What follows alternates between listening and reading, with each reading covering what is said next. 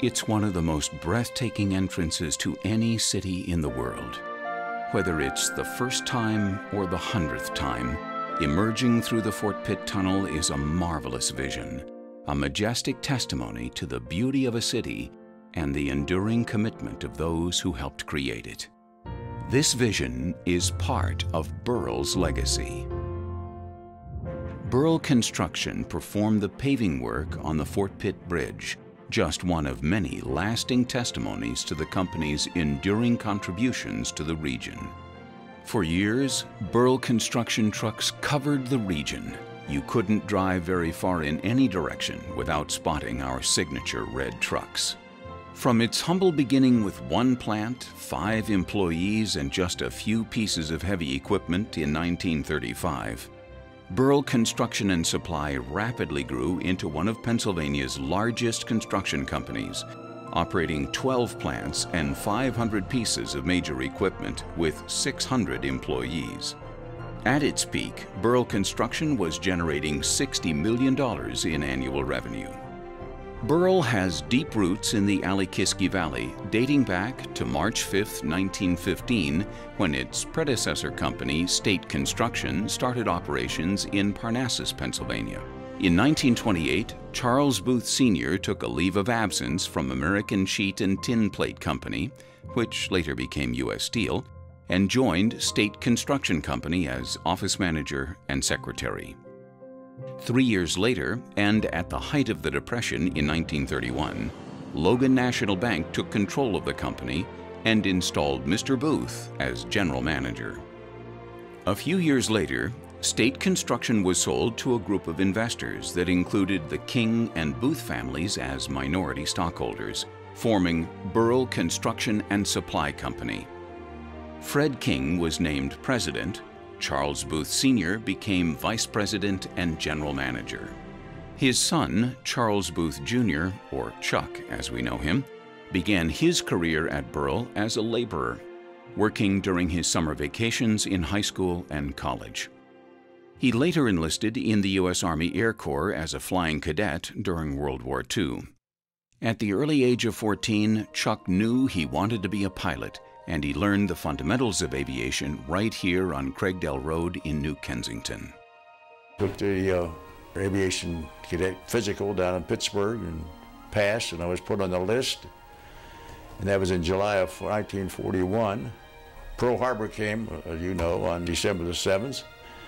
And everyone on the list they were called up. And so on December the 18th, I was sworn in at the post office in Pittsburgh.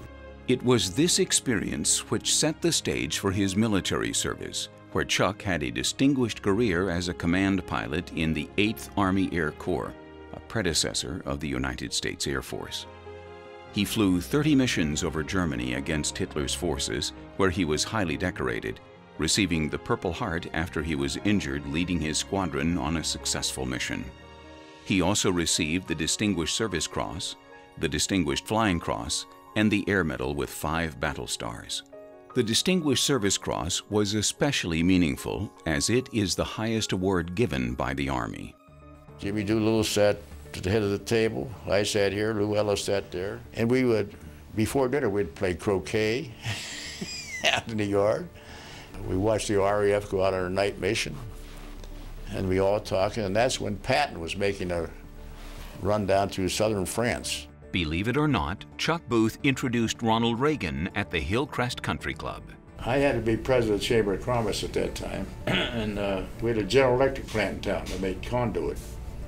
And he gave a hell of a speech, and one of the funniest things was I introduced him as the Betty Furness of General Electric. Chuck Booth beat Here's Johnny at cards. We went to a ranch in Colorado, Lake Macus Ranch. Somehow he and I got to be friends, and we'd play cards every night. He slammed the card down. He said, "You son of a bitch, you're just like my manager. You beat me all the time." When the war was over, Chuck returned home to work at Burrell Construction, but he also continued to serve in the Air Force Reserves. Although he retired from the military as a colonel in 1979, he brought the discipline and work ethic he learned as a pilot to help continue to build Burrell and the western Pennsylvania region for more than half a century. Chuck has dedicated his life to Burrell, and at age 98, he still comes to work every day as its co-chairman.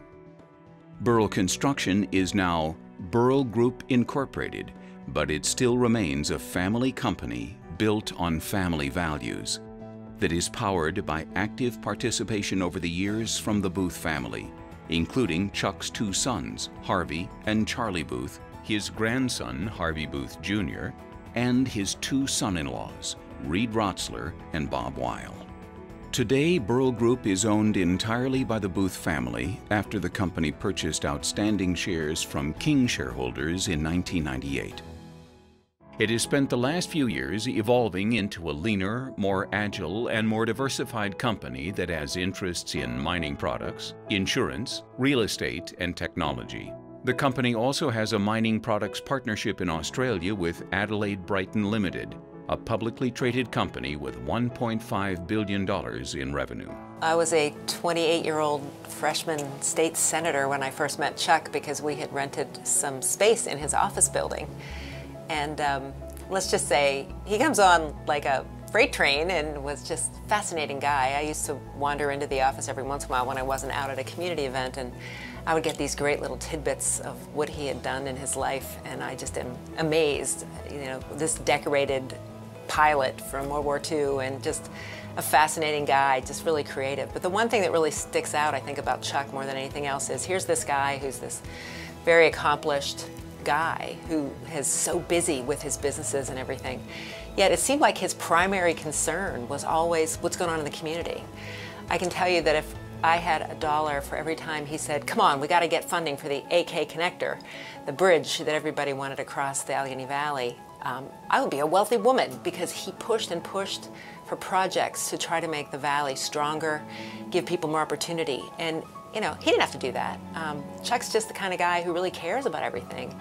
And there's so much substance to him that he's capable of doing it all. You know, running the company, being successful, being funny as all get out. I mean, that joke book, some of those jokes that are in there are jokes that I've heard millions of times. And yes, we did hear them more than once, but they were still funny.